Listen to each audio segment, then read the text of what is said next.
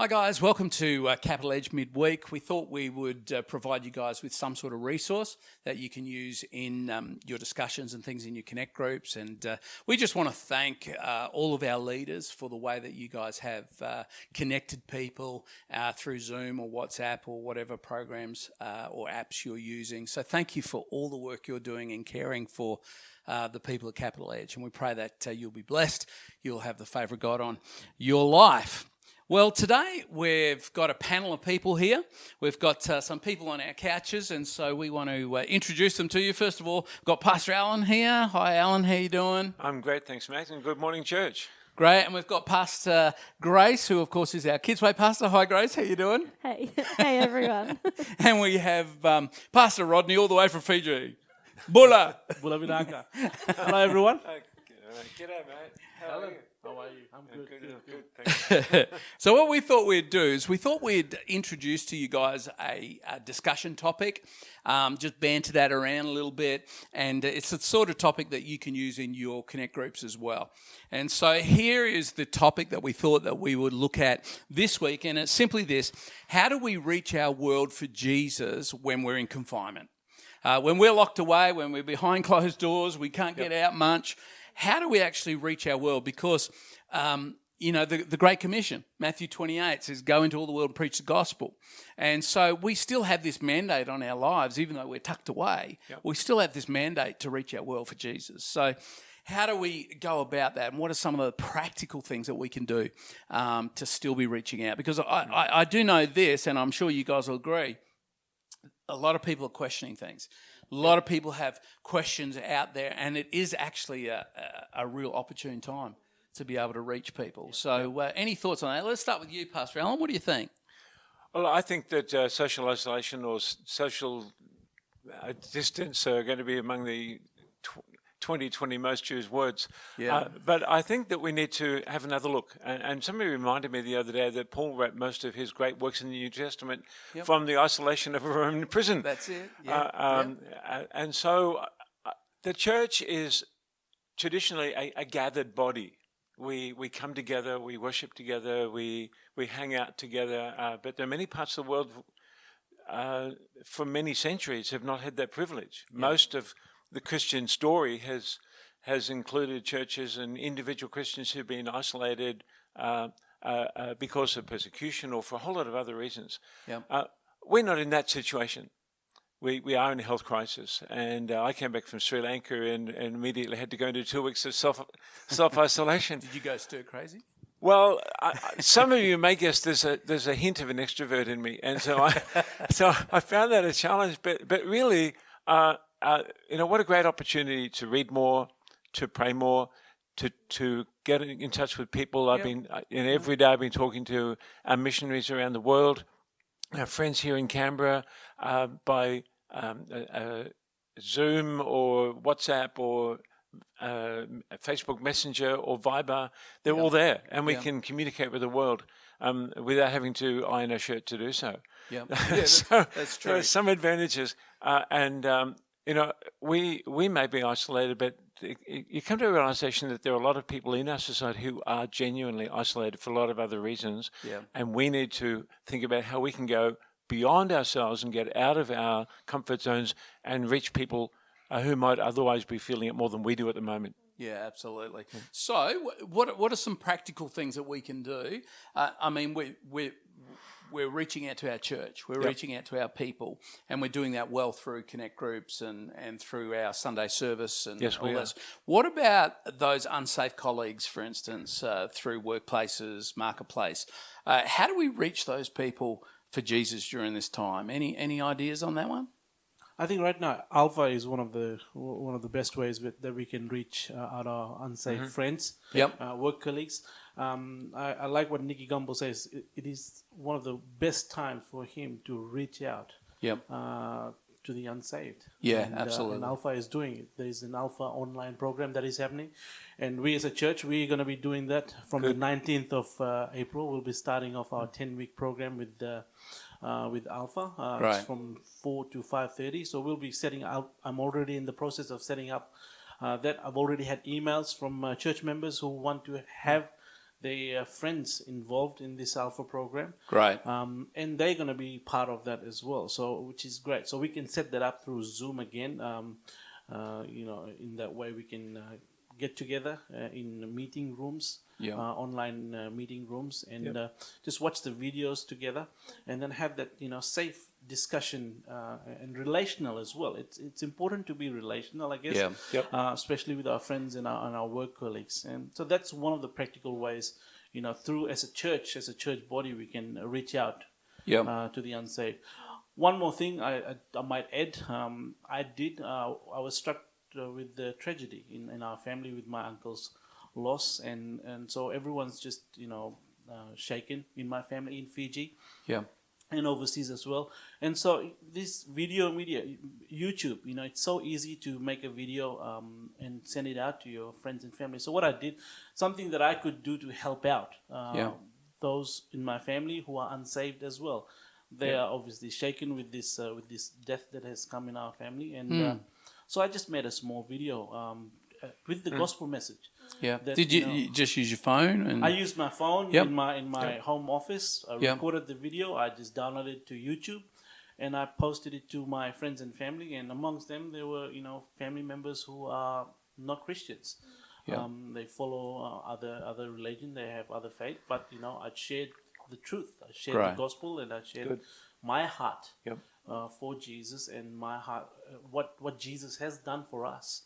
And so just reaching out that way. Use your gifts. Use your gifts. Nicky Gumbel says again, this is not the time to retreat.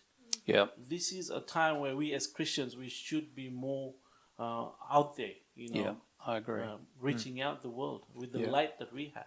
Fantastic. I was going to say, so with the Alpha Online that we're offering, what's the process? Do people ring up here or email and you send them a link, or is that how it works? That's how it works. We have people just through our multimedia Facebook, Instagram pages. We'll post all that over there, and then people can reach the church office, and then I can give them the links and the password for getting into those Zoom meetings. Fantastic. That's awesome. That's fantastic. Grace, what about the kids? Yes. I mean, obviously kids are feeling very isolated at the moment, and I've seen footage on Facebook and all those sorts of things of kids just going stir crazy at home, and parents pulling their hair out if they've got any, knowing how to look after kids. But how do kids reach out beyond the four walls of their house? Yeah. And that's a hard one, I think, because as people get older, they can do technology or be on social media, whereas kids are that bit younger, and so there are parameters on that. But I think just practical things like a video call on Facebook under their parents' obviously names, monitored. course. Of course, to their mates. Or, most parents would be friends with the parents or families of their kids' friends. So, parents can organise that for their kids. But even things like pen pals. Back in the day, I had a pen pal in South Africa, and it seems a bit old school now, but in today's climate, it's the perfect way. Like, send photos of what they did during the week, or email their friend photos of what they did in the week, type up, what they're, interested in. I played Minecraft today, whatever it is. But that's a great way to connect with their friends. Obviously, phone calls, things like that. I saw on one of the current affair programs during the week that this particular group of kids, whether it was it might have been a school teacher, on behalf of the kids in her class, had called one of the retirement villages and got the names of various people in retirement villages for the kids to actually send them a picture and send them a little message. And so they posted them all to that home or that retirement village, and it showed pictures of the staff sitting down with those elderly people and showing them the pictures and talking about it, etc. Something like that would be a great idea. Hey, what a great idea! Yeah. And we've got lots of teachers in the congregation, yes, and perhaps that's something that they could actually help organise for kids. Get in contact with one of the local centres, one of the elderly centres looking after people, sure. And that might be a great opportunity for kids because they love stuff from kids, don't they? So. Yeah. Or even neighbours, and this kind of goes on the other point we were talking about, but I know now more than ever, I think your neighbours are going to be really willing to chat with you over the fence. Yeah, that's true. I know our neighbours will have a chat to us every day over the fence in the backyard, safe social distancing, of course. Yeah. But even getting your kids to, put together a little package and leave on their doorstep. What a great way to reach someone that's unsaved, and also teach your kids about sharing the gospel with others or loving others. Like little care packages. I know both our neighbours are elderly or, in a later generation. And so what a great way to reach out to them. Or even if you don't have kids, reach out to your neighbours, because at the moment they're open to communication. Yep. You might be the only communication that they have. Yep. What a great time to actually know your physical neighbours. Yeah. I thought even some of the old stuff that we used to, back in the old days, we used to have this thing called mail, where you put a stamp on an envelope and you put a card in the mail. And Edie and I were talking about this the other day. We were saying, let's go to Coorong, let's get a whole bunch of thank you cards or a whole bunch of blank cards, and let's just send cards to people. Let's say 5 a week, just encouraging people. And it might not even be necessarily people we know. It could be to number 145, and just go drop it in their letterbox while you're on a walk, while you're doing your allowed exercise. So any other thoughts, guys? I talked to one of the ladies in our congregation this morning, and she said she stands on her driveway to say hello to people walking by. One of the things that I've noticed, and I noticed after coming out of self-isolation, was that, people see you coming in, they look down or they turn around or they walk away. And she says, well, I stand there and I say, hello. And I want to engage them in a conversation. And this morning I had a link with someone who's a brand new Christian. And I haven't seen them. They live in another part of Australia. And just by getting online, I could talk to them about the beginning of their Christian life. We're using these tools more than we ever have. Yeah. And they're at the disposal of most of us. And it means that we can also be reaching out to people across the church, across our neighborhood. And the funny thing is that I was listening to a discussion this morning from the Australian Centre for Christianity and Culture, and one of the themes was the number of people who are attending church online who haven't been near a church for years, and then they're tapping in and hearing what their churches are saying. So it's a great opportunity. So let's not underestimate the power of the modern age to be reaching back into people's homes. So if they just want to stay at home, but we can reach them there and share and build a relationship with them there. Yeah. Well, I don't know whether people recognise it, and we'll probably need to wrap up soon, but I don't know whether people know this or not, but there's people watching our YouTube service from all over the place. I know that Michael and Rhiannon Walls in Vietnam, in Hanoi, they're watching our service.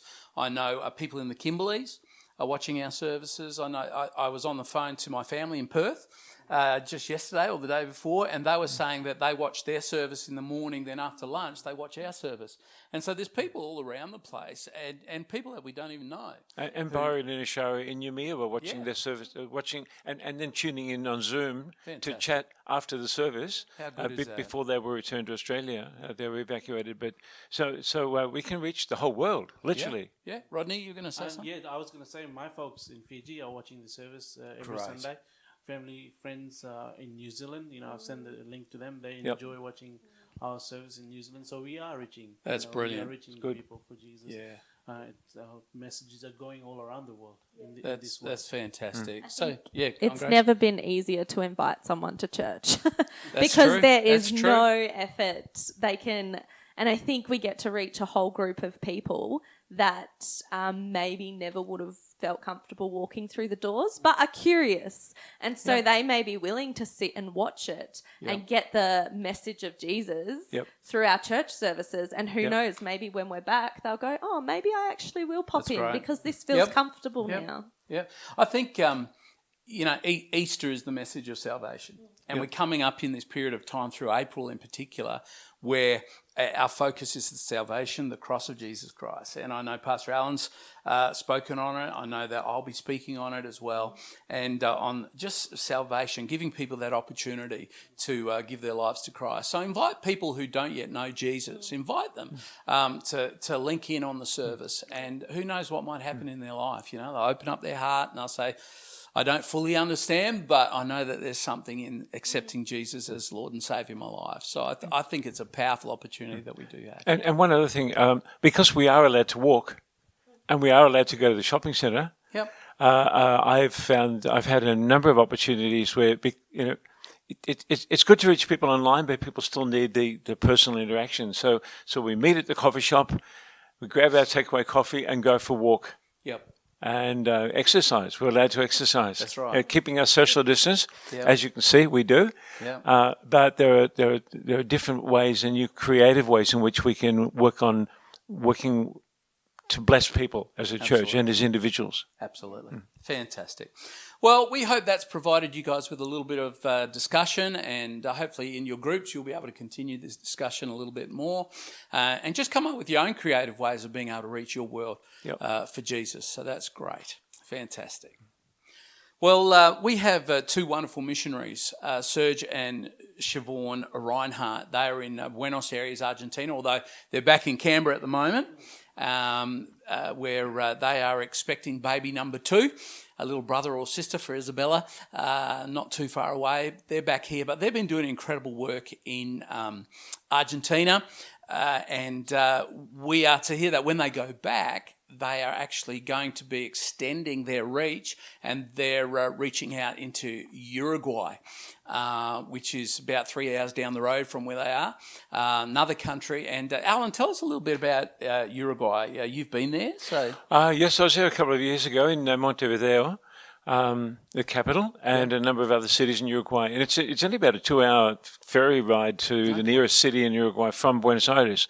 So Serg and Siobhan have been doing a really incredible job in Argentina, but Uruguay is on the flip side. Argentina has had years of revival and great churches, but Montevideo has been a bit of a backwater, really in need of church planting, evangelism, discipleship, Bible college training, and I think that they're going to do an amazing job when they go back as an extension to what they're doing in Argentina. Fantastic. Yeah. That's great. Well, that's exciting, and exciting to see what will happen when they finally get the chance to go back. Serg and Siobhan have sent us this clip of a couple of testimonies through their ministry in Buenos Aires.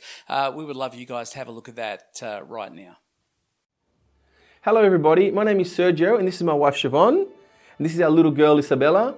We're missionaries here in South America, and we just wanted to share with you 2 stories of very special people who God has been touching during our time here in South America. Durante 30 años fui ateo y alcohólico. 7 de agosto del 2016, Dios me dio una palabra. Me dijo, no hay más dolor. Yo estaba postrado en una cama, alcoholizado, con la salud deteriorada. A los 20 días fui en busca de ayuda a la iglesia local.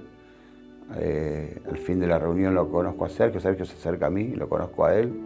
Sergio me ofreció ayuda incondicional. Fue como una persona que llegó a mi vida como para discipularme a nivel fe, y terminamos no solamente siendo hermanos en Cristo, sino amigos. Y hoy sigue siendo un sostén mío, inclusive en lo matrimonial, de visión. Viendo también son 2 personas que nos animan a ir un paso más siempre por la visión que ellos tienen, y cómo dejan que Dios actúe en sus vidas, y no son piedras de tropiezo. Dios me devolvió, dentro de todas las cosas que me devolvió fue la pasión por la música, cosa que yo había perdido. Me casé con la persona que me había abandonado, mis hijas volvieron a mi casa. Sirvo en la iglesia con mi esposa, tenemos ministerios, lideramos equipos.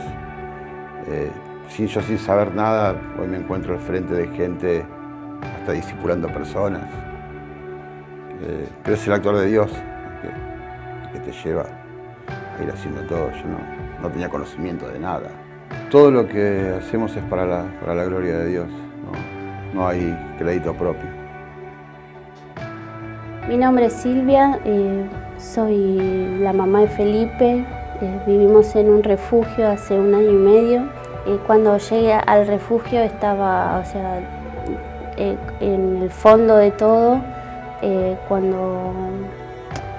Cuando era chica sufría abusos, abandono. Yo estaba devastada por todas las situaciones que estaba pasando.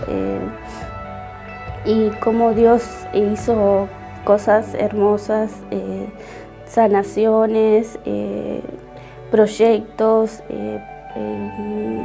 un propósito, el propósito de esta vida en nosotros.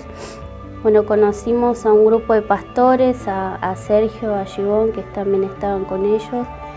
Ellos nos acompañaron, nos hicieron caminar con ellos y ahí pude entender un poco más cómo es el amor, cómo es la familia en Dios y cómo Dios quiere que seamos en realidad.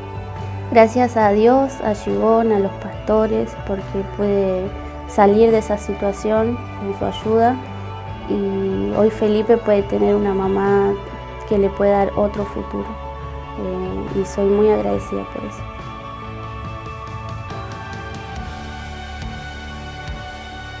Our hearts from day one have always been for South America.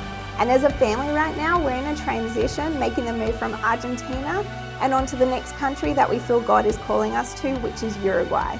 We're excited, we're expectant, and we can't wait to see all the lives that God's going to touch. And most of all, we're excited to do this journey with you. Well, they're doing a great job over there, and we ask that you'll continue to pray for them and continue to just keep them in your thoughts, and that God will give them just some amazing favour with people over there. Well, time's almost up for Capital Edge midweek, but I just wanted to encourage you with this particular scripture. I wrote it down during the week. Isaiah 33, verse 6. It says this, "In that day he will be your sure foundation, providing a rich store of salvation, wisdom, and knowledge. The fear of the Lord is the key to this treasure." I just thought that one line, "In that day, he will be your sure foundation." Yep. I just felt that was so powerful for us going through this season at the moment. No matter what's going on, no matter what crisis and things that we're facing, that he can be our sure foundation. We can be steadfast. We can remain sure and steadfast because of our God. Appearing on the screen in the next few moments will be a list of prayer requests. We would love you guys to look at those, write them down, jot them down, or just do a fix on that screen for a moment and pray for those things throughout the week and next week, and pray for them in your groups and so on. We'd love you guys to do that. So our next Capital Edge midweek is going to be on Monday the 27th of April. So we're doing this every fortnight or so. Until then, remain steadfast, remain strong in the faith, keep encouraging each other, keep reaching your world for Jesus. And we will see you this Sunday. God bless you.